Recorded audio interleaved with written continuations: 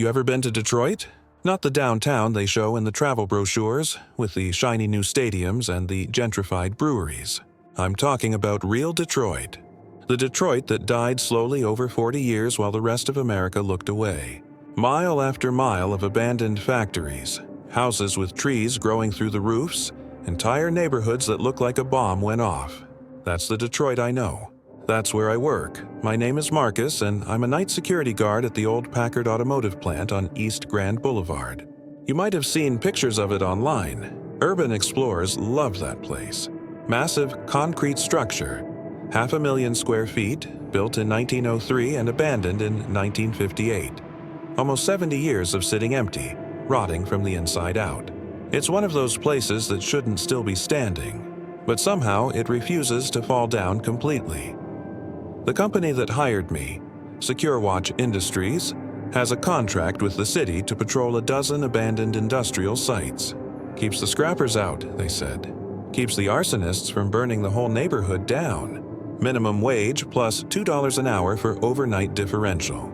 It's not much, but when you're a single father with a 10-year-old son and a mortgage that's underwater, you take what you can get.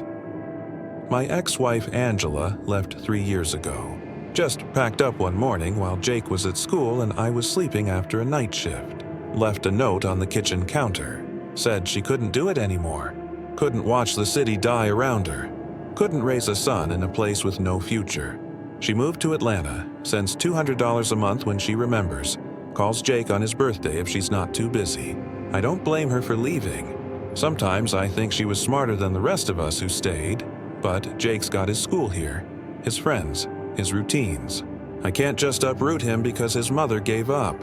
So I work nights, sleep days, and try to be there for homework and dinner and bedtime stories when I can. My sister Michelle helps out when I'm working. She lives 2 blocks away, has 3 kids of her own, but she's good people. Family takes care of family. That's how we survive in Detroit. The Packard plant has been my assignment for 6 months now. I work 5 nights a week, 10 p.m. to 6 a.m., 8 hours of walking through a building that should be condemned.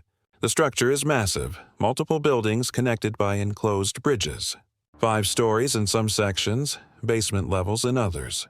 The place was state-of-the-art when it opened, had the first reinforced concrete construction in automotive manufacturing. Now it's just a skeleton. The city provides basic electricity to certain sections.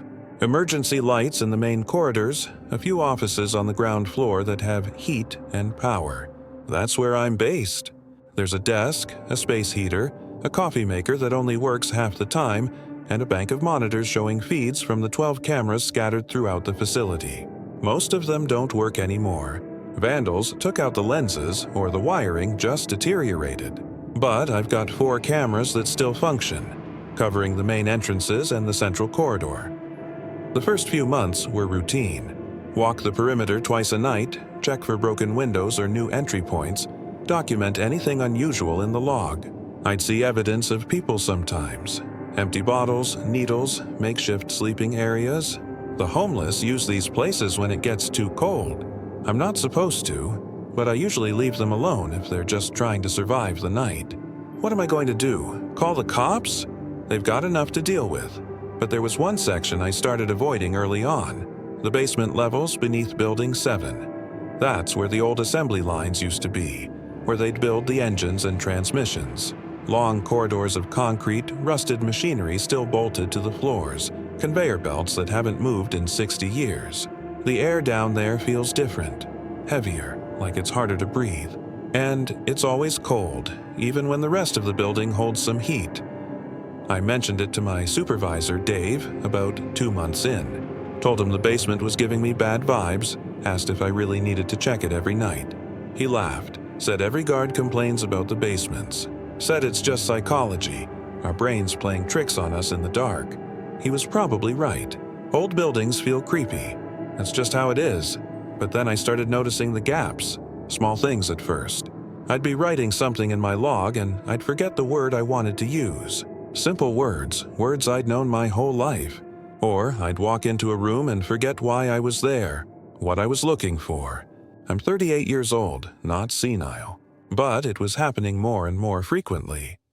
One morning, I got home after my shift and Jake was getting ready for school. He asked me if I remembered the time we went to Belle Isle and rented bikes, rode around the whole island. I stared at him blankly. I had no memory of that day. None at all. He showed me pictures on his phone, me and him on bicycles, both of us grinning at the camera, the Detroit River in the background. I was wearing a Tiger's cap I didn't own anymore, but I couldn't remember any of it. Not the bike ride, not the photos, nothing. Jake laughed it off, said I must have been really tired, but I saw the worry in his eyes. 10 years old, and he's already learning to hide his fear, learning to pretend everything's okay when it's not. That's what Detroit teaches you early, how to survive by pretending. I started keeping a journal after that, writing down things that happened each day, each shift, important memories, conversations, moments with Jake. I figured if I was developing early onset Alzheimer's or something, at least I'd have a record. My grandmother had it, deteriorated fast in her 70s. Maybe it runs in families. Maybe I was just unlucky, but the memory loss wasn't random. I started noticing a pattern. The gaps were always after shifts at the Packard plant, always after I'd spent 8 hours in that building. And they were getting worse, not just forgetting words or moments. Whole conversations disappearing, days vanishing from my memory like they never happened. 3 weeks ago, I was down in the basement beneath Building 7, doing my second perimeter check of the night. It was around 3 a.m., the dead hour when even the city outside goes quiet. I had my flashlight, my radio, my logbook. The beam of my flashlight cut through the darkness, illuminating old machinery covered in rust and graffiti. The floor was concrete, cracked and uneven, water pooling in the low spots. I was walking past what used to be Assembly Line 7, checking to make sure no one had broken in through the old loading docks when I heard something. Not a sound exactly, more like the absence of sound, like someone had hit a mute button on the world. The ambient noise of the building, the creaks and groans of old metal, the distant traffic from the street, all of it just stopped. I froze, my hand instinctively going to the radio on my belt. The silence pressed against my ears like water, and then I saw it. Movement in the shadows ahead of me, but not like a person moving. More like the shadows themselves were moving, detaching from the walls and machinery, flowing across the floor like oil. I'd seen shadows before. Everyone has. But these were different. They had depth to them, texture, like I could see layers of darkness folding over each other. And they were moving with purpose, converging toward a central point about 30 feet ahead of me. My logical brain said it was just a trick of the light, my flashlight beam creating weird effects in the darkness. But every instinct I had was screaming at me to run. I did run. Turned around and walked fast back toward the stairs, my flashlight beam bouncing wildly. I told myself I was being ridiculous, that there was nothing down there except my own fear. But I didn't go back to check. I finished out my shift upstairs, wrote in the log that the basement was clear, and went home. That morning, I couldn't remember Jake's teacher's name, Mrs. Something. I'd met her a dozen times at parent-teacher conferences, talked to her on the phone about Jake's homework. Her name was right there in my phone's contacts, but when I looked at it, the name meant nothing to me. It was just letters, no memory attached to them. Like I'd never known her at all. That's when I started to understand that something was really wrong. This wasn't normal memory loss. This wasn't stress or fatigue. Something was taking my memories, stealing them. And it was happening in that basement. I should have quit right then. Should have walked into Dave's office and told him I was done, found another job, any job. But you don't just quit jobs in Detroit. Not when you've got a kid depending on you, bills piling up, creditors calling. The economy might be improving downtown, but it hasn't trickled out to neighborhoods like mine. So I kept working, but I started taking precautions. I bought a small digital recorder, the kind lawyers use for dictation. Started recording voice memos throughout my shifts, talking into it like a journal, that kind of thing. I figured if I forgot things, at least I'd have a record of what happened. I also started researching the Packard plant's history. Spent my days while Jake was at school digging through old newspapers at the Detroit Public Library, looking through digitized archives online. I found the usual stuff. The plant, opened in 1903, was considered revolutionary for its time, operated successfully for decades, employed thousands of people. Closed in 1958 when the company moved operations out of the city. After that, it was used for storage by various companies until it was finally abandoned completely in the late 1990s. I hung up knowing I'd made a mistake. The smart move was to take the reassignment, get out while I still could, but I kept thinking about Robert Chen, about all the workers who'd suffered in that basement over the decades, about the future guards who would suffer if nothing changed. Someone had to do something. Someone had to stop it. I spent the next 2 days researching, not just the plant's history, but shadow entities, memory-stealing phenomena, anything that might explain what I'd encountered. I found a lot of folklore, a lot of superstition, and not much that felt credible. But I did find references to similar entities in other industrial sites. An abandoned textile mill in Massachusetts where workers reported seeing shadow figures and experiencing confusion. A closed coal mine in Pennsylvania where rescue workers developed sudden amnesia after spending time in the deeper shafts. The pattern was consistent. Old industrial sites with histories of death and suffering, shadow entities that fed on human memory and consciousness, and always in the deepest, darkest places. Basements, mine shafts, underground levels, like these. Things needed the darkness to survive, or maybe they were born from it.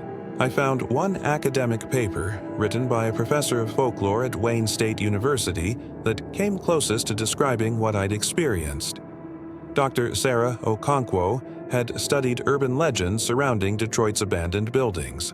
Her paper included a section on what she called memory echoes, the belief among some urban explorers that certain abandoned spaces retained psychic imprints of trauma. It sounded like pseudoscience, but it also matched what was happening. The Packard plant's basement had seen death, suffering, decades of hard labor under dangerous conditions. If that kind of trauma could create something, leave some kind of entity behind, maybe that's what these shadows were. Not supernatural exactly, just something we didn't understand yet. Something that existed in the spaces between what we know and what we fear. I emailed Dr. Okonkwo, explained my situation without mentioning the Packard plant specifically. Just said I was a security guard at an abandoned industrial site experiencing unusual memory loss and shadow phenomena. Asked if she'd be willing to talk. I didn't expect a response. It was nearly midnight when I sent it, and I figured she'd either ignore it or think I was crazy. She replied within an hour. We met the next afternoon at her office on the Wayne State campus. Dr. Okonkwo was in her 50s, with graying hair pulled back in a tight bun and sharp, intelligent eyes that reminded me of my grandmother.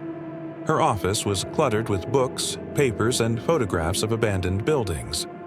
On one wall was a large map of Detroit with dozens of red pins marking locations throughout the city. She sat behind her desk, folding her hands. Traditional religious approaches have limited success. Blessings, exorcisms, that sort of thing. They can sometimes drive the entities away temporarily, but they usually return. The only permanent solution I've seen is complete destruction of the site, demolition. Once the physical space is gone, the entities seem to disperse or die. But that's not always practical. Dr. Okonkwo nodded. The finality of that statement hit me like a physical blow. Everything I'd already lost, those moments with Jake, those pieces of my life, they were gone. Not buried somewhere in my subconscious waiting to be recovered. Actually gone, consumed by something that existed in the darkness beneath an abandoned factory. She pulled a folder from her desk drawer, opened it. Inside were photographs of people, dozens of faces. She showed me one photograph, a young man, maybe 25, with a bright smile. I stared at the photograph, seeing my future in this stranger's face. She was right. I knew she was right. But sitting in her office, looking at those photographs of people whose lives had been destroyed by the same entities that were destroying mine, I couldn't just walk away, not without trying something. Dr. Okonkwo studied me carefully. She leaned back in her chair, her expression conflicted. We sat in silence for a long moment. Finally, Dr. Okonkwo pulled out a notepad and started writing. She tore off the page and handed it to me. I took the paper. I spent the rest of that day and the next planning. I couldn't use explosives.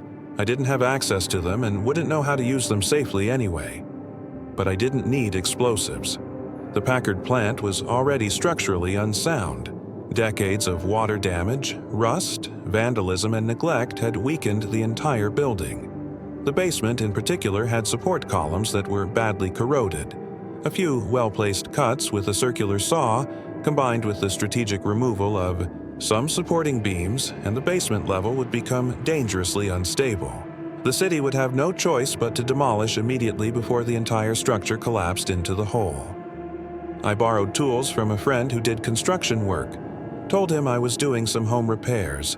Circular saw with a diamond blade for cutting through concrete and metal, hydraulic jack, pry bar, safety goggles, work gloves. I loaded everything into my trunk and tried not to think too hard about what I was planning. The hard part was Jake. How do you say goodbye to your son without telling him it might be the last time? I picked him up from school that afternoon and we went to get ice cream, something we hadn't done in months. He got chocolate chip cookie dough, his favorite. We sat outside even though it was cold, watching traffic pass on Woodward Avenue. Kids are perceptive. Too perceptive sometimes. I wanted to promise him yes. Wanted to guarantee that everything would work out, that I'd fix the problem, that our life would improve. But I've never lied to Jake about the important things. He nodded, serious. We finished our ice cream and I drove him home. Michelle was waiting to stay with him overnight. I told her I had to work and might be late. She gave me a knowing look, but didn't ask questions. Michelle's good at reading situations, knowing when to stay out of things. I hugged Jake tight before I left. I arrived at the Packard plant at 10 p.m., my usual start time. Everything appeared normal. The security office was as I'd left it yesterday, cold and dusty. The monitors showed empty corridors. I logged in, started my shift report like any other night, but in my trunk were the tools I'd borrowed, and in my pocket was Dr. Okonkwo's phone number. I called her at 11 p.m. I hung up before she could argue further. Then I unloaded the tools from my trunk and headed for Building 7. The descent into the basement felt like walking into a tomb. The temperature dropped with each step, my breath visible in the beam of my flashlight. I could feel them watching me, the shadows. They knew I was there. Maybe they even knew what I was planning. I don't know if entities like that can think or plan, but they definitely react to threats. The basement corridor was exactly as I remembered. Rusted machinery, abandoned, assembly lines, concrete floors with puddles of stagnant water. I went to Assembly Line 7 first, where the shadows seemed to concentrate. The support columns here were in the worst shape, rust eating through the reinforced concrete, exposing the steel rebar underneath. I set up the circular saw, put on my goggles and work gloves. The blade screamed as it bit into the concrete, sending up showers of sparks and dust. I cut through 3 columns partially, weakening them but not enough to cause immediate collapse. Then I moved to the next section, repeating the process. The plan was to weaken enough of the structural supports that the ceiling would become critically unstable, then use the hydraulic jack to force one of the columns out of position. That would trigger a collapse of this section of the basement, making it impossible for anyone to enter safely. The shadows came almost immediately. I'd expected that. They flowed toward me from all directions, darkness moving like living liquid. I felt them touching me, trying to latch on, trying to feed. Each contact pulled at something inside me, tearing away memories. But I kept working, kept cutting through the columns, even as pieces of my life disappeared. I lost my 8th birthday, the day my father taught me to ride a bike, my first kiss, my wedding day, Jake's birth. Each memory torn away in an instant, leaving nothing but emptiness where it had been, I kept working. The saw screamed. The columns weakened. The shadows fed. I lost my mother's face, my high school graduation, the house I grew up in, the taste of my grandmother's cooking.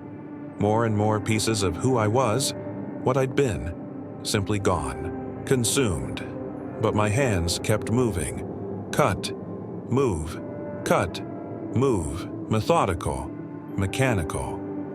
I lost Angela's laugh, Jake's first word, the song I sang to him as a baby, our apartment when he was little. Keep working, keep cutting. The columns were almost done, just a few more. I lost my own name. Who was I? Marcus? Was that right? It didn't feel right anymore. Didn't feel like anything. Just a sound. Keep working. The mission was clear even if everything else wasn't. Cut the columns. Trigger the collapse. Stop the shadows. I finished the last column and grabbed the hydraulic jack, positioned it against one of the weakened supports, started pumping. The column shifted. Cracks spread across the ceiling above me. Concrete dust rained down. The shadows intensified, dozens of them converging on me, desperate to stop me or maybe just to feed while they could. More memories went. More pieces. The column shifted further. A deep groaning sound filled the basement, the sound of concrete and steel under impossible stress. I kept pumping the jack. More cracks, louder groaning, pieces of ceiling beginning to fall. I lost something big, something central. I couldn't remember what it was, but I could feel the absence of it. A huge empty space where something vital had been. But I kept pumping. The column was almost free of its housing. One more pump. The column shifted completely out of alignment. The groaning became a roar. The ceiling sagged visibly. Large chunks of concrete fell, crashing onto the machinery below. I grabbed my flashlight and ran for the stairs as the basement began to collapse behind me. I made it to the stairs. Took them 3 at a time. Behind me, the roar intensified as more of the ceiling gave way.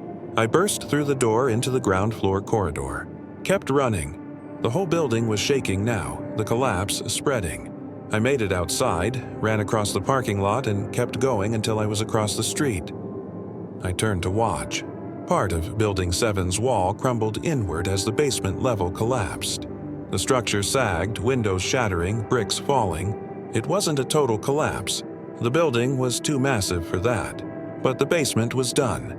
That entire section was now a pile of rubble. Dangerous. Unstable.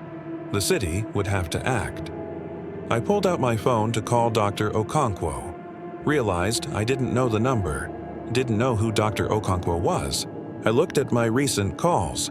Saw a number I'd called at 11 p.m. Called it. I hung up. Sat down on the curb across from the Packard plant. Police sirens in the distance, getting closer. Someone must have heard the collapse. I should leave before they arrived, but I was so tired, so empty. There was someone I needed to call, someone important.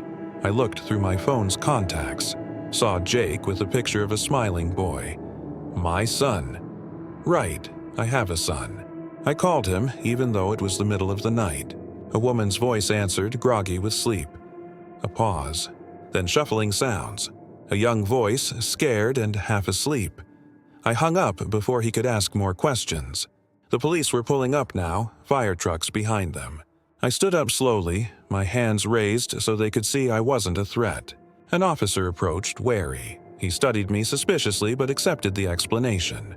More emergency vehicles arrived. They cordoned off the entire block, kept people back.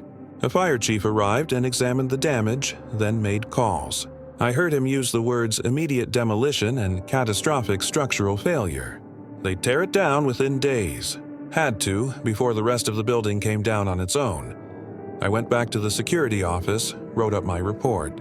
Massive structural collapse in Building 7 basement. Cause unknown. Building unsafe for occupation. Recommend immediate cessation of security operations and emergency demolition. Signed it, left it on Dave's desk. Then I collected my few personal items and left. I called Dave from my car. Got his voicemail. I drove home as the sun was coming up. Michelle's car was still in the driveway. I went inside quietly.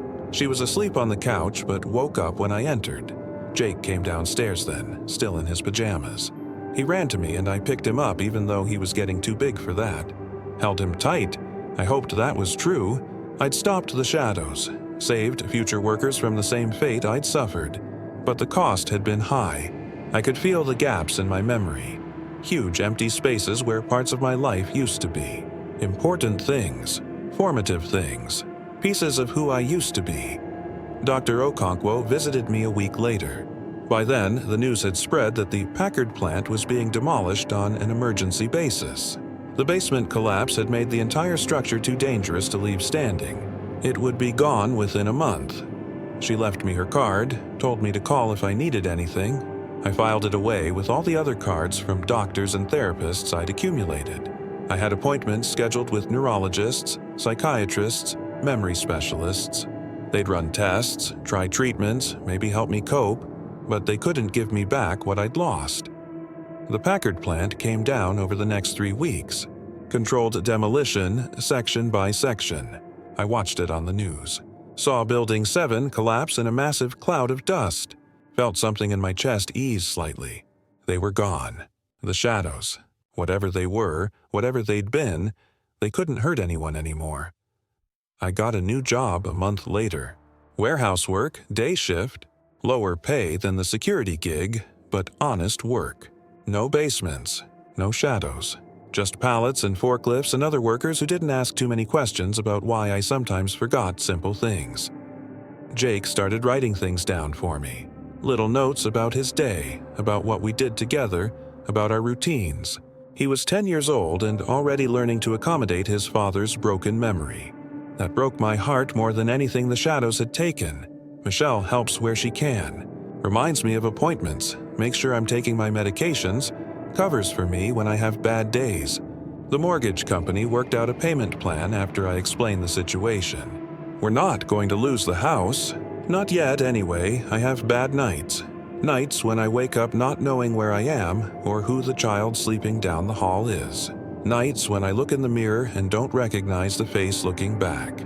Nights when the gaps feel so vast I'm not sure there's anything left of the person I used to be. On those nights I read Jake's notes, look at photographs, listen to voice memos I recorded before the memories were taken, try to piece together who I was from the fragments that remain. I don't know if what I did was worth it. Stopping the shadows, preventing future suffering, that was important. But the price was everything that made me myself. My history, my identity, my connection to my own life. Was it worth trading my past to protect other people's futures? I don't know. On good days, I think yes. On bad days, I'm not sure. What I do know is that Jake is safe. Michelle is safe. Future workers at abandoned sites in Detroit are safe from at least one source of danger. Maybe that has to be enough. Maybe that's all any of us can do. Sacrifice what we can bear to lose, protect what we can't, and hope the balance works out. The Packard plant is gone now. Just an empty lot, a scar on Detroit's landscape among so many others. Sometimes I drive past it. Can't remember why it feels significant. Just know that it does. That something important happened there. Something that changed me forever. Jake asks sometimes if I remember specific things. Our first day at his new school. The time we built a model rocket together. His mother leaving.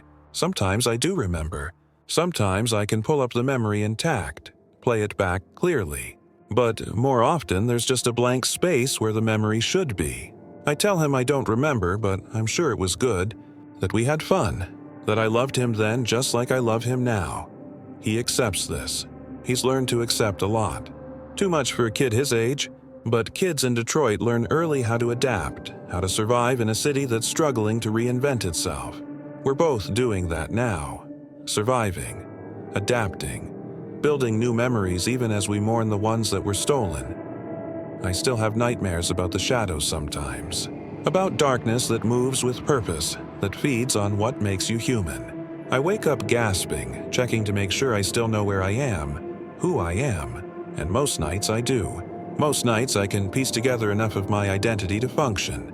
It's not the life I planned, not the father I wanted to be, but it's the life I have, the father I am, and maybe, just maybe, that's enough.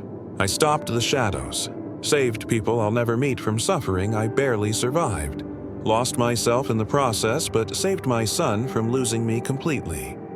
If you're reading this, if you work security or explore abandoned places or find yourself in the dark, forgotten spaces of industrial America, be careful.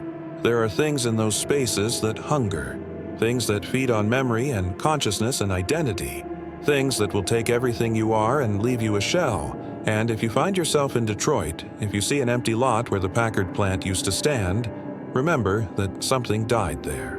Not just a building, not just shadows, but a father named Marcus who gave up everything he was to protect his son and save strangers from the same fate. Remember that sacrifice means something, even when the person who made it can't fully remember making it. I look at Jake sometimes, and I know I love him. Know he's important. Know I'd do anything for him. The details are fuzzy. The specific memory's mostly gone, but the love remains. Deeper than memory, stronger than shadows, and maybe, in the end, that's what matters most. Not what we remember, but what remains when everything else is stripped away. My name is Marcus. I think. The name feels right, even if I can't always remember why. I have a son named Jake. I work at a warehouse. I live in Detroit. These are the facts I hold on to. The anchors that keep me tethered to reality when the gaps threaten to consume everything. And somewhere in the darkness, in the abandoned places where suffering crystallized into something hungrier than death, the shadows are gone, dispersed, destroyed, unable to hurt anyone else.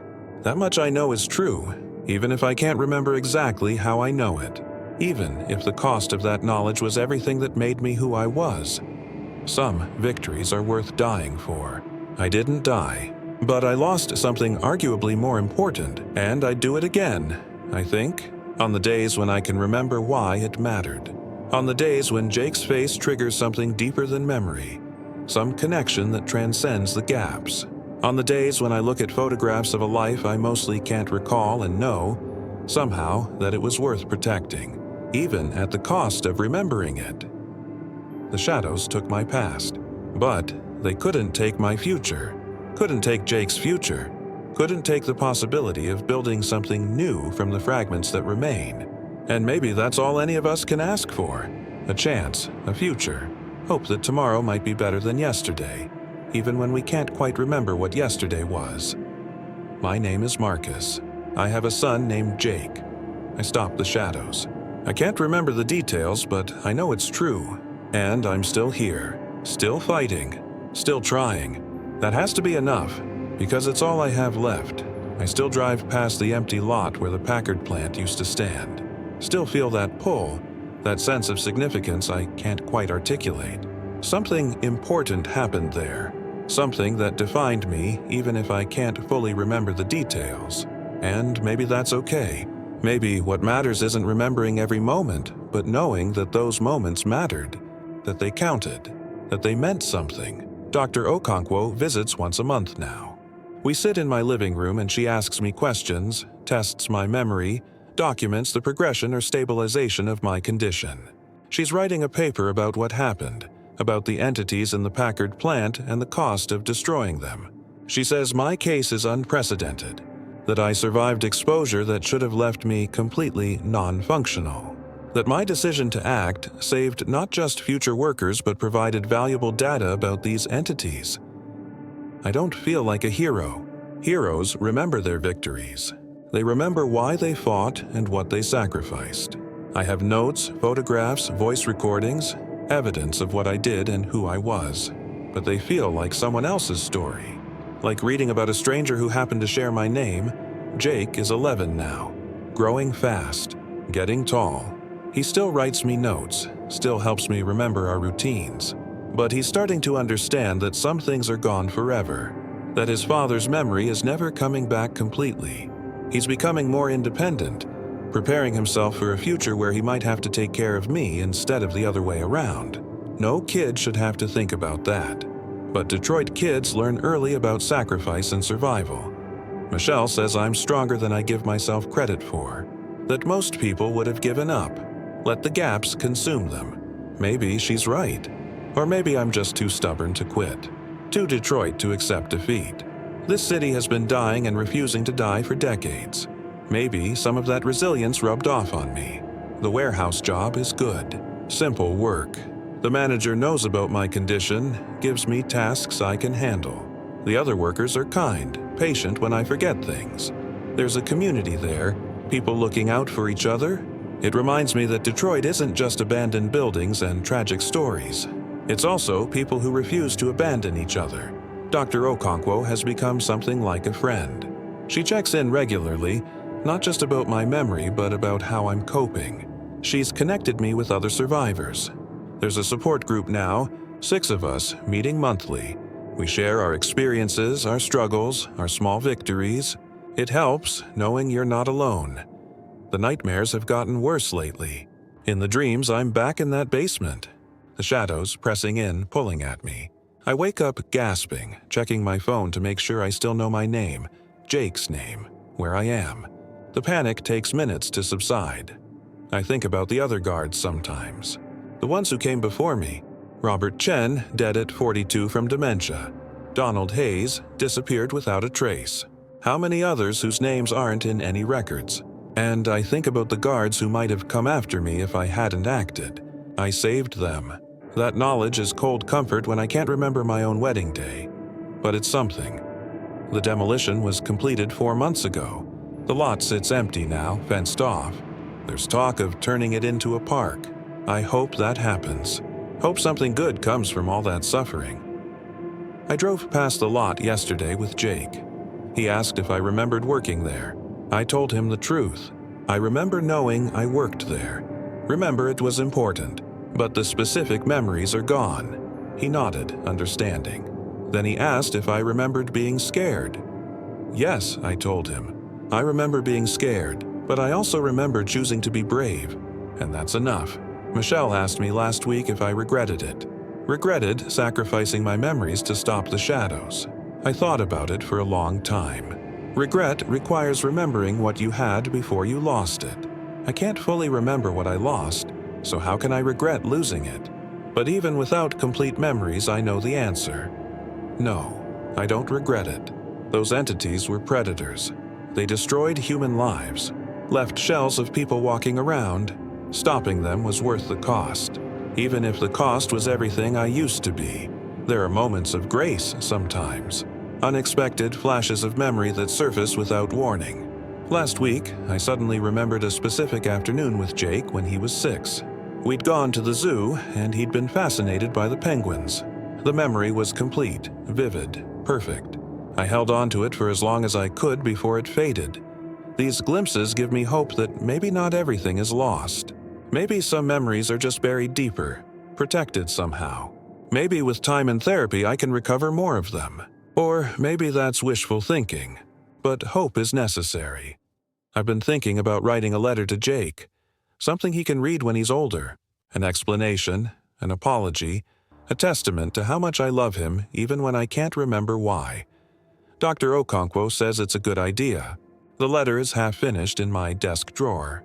I keep adding to it, trying to find the right words. I've become hyper-aware of my own mind, constantly checking to make sure everything is still there. Jake's name, Michelle's name, my address, my job. Testing myself multiple times a day, paranoid that something new might disappear. The support group taught me a technique called anchoring. You pick 5 absolute truths about yourself and repeat them every morning and night. They become your anchors, the fixed points you can always return to. Mine are simple. My name is Marcus. I have a son named Jake. I live in Detroit. I work at a warehouse. I stopped the shadows. 5 truths. 5 anchors. I recite them first thing when I wake up and last thing before I sleep. Some mornings they come easily. Other mornings I have to think hard to remember them all. But they're there. They're solid. They're mine. I've started teaching Jake to cook. Not because I remember my father teaching me, but because I want Jake to have those memories. Last Sunday we made lasagna from scratch. It took 3 hours and we got sauce everywhere. but Jake was proud of it. Those are the moments I'm living for now. Not the past I can't remember, but the present I can experience. The empty lot where the Packard plant stood has become a pilgrimage site for me. I drive past it once a week, just to look, to feel the weight of what happened there. To remind myself it was real. The shadows were real. What I did was real. There's a memorial developing at the site. Urban explorers leaving tokens, spray painting messages. We remember. Ironic phrase. Do any of them know about the shadows? About what fed in that basement? Probably not. The official story is structural collapse, public safety. Nothing about memory-stealing entities, but I know. And Jake knows. And Michelle knows. And Dr. Okonkwo knows. That's enough. The truth doesn't need to be public to matter. Sometimes I try to remember my life before the Packard plant. Before the shadows. I know I had one. I know I was someone complete. But those memories are mostly gone. I have fragments, glimpses. But the continuous narrative is broken. Jake asked me last night if I'd ever get my memories back. I could have lied, but I told him the truth. Probably not. The memories are gone, but I'm still here, still his father, still fighting, and that has to be enough, he cried. Not a lot, but enough. I held him and told him crying was okay, that losing something important deserves tears. We sat together on the couch for a long time, just being present. These are the moments I'm grateful I can remember. This is my life now. This is who I am. Marcus, warehouse worker, single father, survivor. I have gaps where memories should be. I have fears about losing more. I have nightmares. But I also have Jake. I have Michelle. I have a job and a home. I have a future, even if I don't have a complete past, and maybe that's the real victory. Not stopping the shadows, though that mattered, but surviving, adapting, building something new from the wreckage, refusing to give up. That's very Detroit. That's very human. To look at the ruins and say, no, not yet, there's still something here worth saving. My name is Marcus. I have a son named Jake. I live in Detroit. I work at a warehouse. I stopped the shadows. These are my 5 truths, my 5 anchors, and as long as I can remember them, I can build a life around them. Not the life I had before, but a life nonetheless. And that's enough. It has to be, because it's all I have. The warehouse where I work is planning a company barbecue next month. Families invited. I'm anxious. Large social gatherings are hard. Too many faces I should recognize but don't. But Jake wants to go, so I'll go. There are small improvements, things relearned through repetition. The route to work is automatic now. Tasks have become muscle memory. These victories matter. I wonder what the shadows were. Dr. Okonkwo has theories about psychic energy and trauma imprints, but nobody knows. Maybe they were always there. Maybe created by decades of suffering. Maybe something else. It doesn't matter now. They're gone. Dispersed when the basement collapsed. That's what matters. Sometimes I try remembering when I was losing my memories. The middle time is hazy. I remember the beginning, the end, but the deterioration between is gone. Consumed by what I fought. Maybe that's mercy. Maybe not remembering the worst is kindness. The person who could judge doesn't exist. That was Marcus before. I'm Marcus after I've started writing more. Reflections about who I was, who I'm becoming. Dr. Okonkwo says writing helps neural pathways. It feels good creating something permanent. The empty lot has memorials now. Urban explorers leaving tokens. Messages on fences. We remember. Do any know about shadows? Probably not. I've become friends with support group people. River especially. She understands losing decades. We text, checking in. She teaches techniques for accepting loss. Steel from Flint struggles more. His isolation deeper. Without family support, he's drifting. That scares me. Could I end up like that? But I see Jake and know I won't. He needs me. Dr. Okonkwo published her paper. Sent me a copy. My case is there. Patient M. Reading about myself in third person is surreal. The paper got attention. Researchers want studying me. I haven't decided. Part wants helping. Part wants normalcy. Jake starts middle school next year. I'm terrified and proud. Terrified I won't remember names, events. Proud he's growing strong. He's talking robotics, basketball, normal things. Michelle is dating Jerome. He knows my situation. Patient, kind. She deserves someone good. Nightmares are less frequent. Medication helps. Time helps. I'm sleeping better, functioning better. I started writing the letter to Jake, the one I've been putting off. Hard finding words, but I'm trying. My 5 anchors remain solid. My name is Marcus. I have a son named Jake. I live in Detroit. I work at a warehouse. I stopped the shadows. These truths ground me. Maybe that's enough. Knowing who you are now. Having people who love you despite brokenness. Having purpose. Having hope. The shadows took my past. But they couldn't take my future. Couldn't take Jake's future. That's the victory. Not what was lost, but what remains. Not who I was, but who I'm becoming. I bought a new notebook yesterday. Started the letter properly. It's hard explaining what happened. Hard putting into words how I chose strangers' futures over my own past. But Jake deserves understanding. Deserves knowing his father wasn't reckless or crazy. That sometimes sacrifice is the only moral choice. The letter grows slowly. A paragraph here, a sentence there. Building toward something complete. Something he can keep forever. Something that explains why I am the way I am. Why gaps exist. Why I sometimes forget but never stop loving. The support group meets tonight. I'll go, share my small victories, listen to others share theirs. We're all broken people holding each other up. All survivors of things that shouldn't exist. All proof that humanity can endure even the unendurable. Tomorrow, I'll wake up, recite my 5 anchors, go to work, come home to Jake, make dinner together, do homework together, be present together, build memories that can't be stolen because they're happening right now, fresh and real and mine. That's my life. That's my victory. Not grand, not heroic, just surviving, just loving, just being.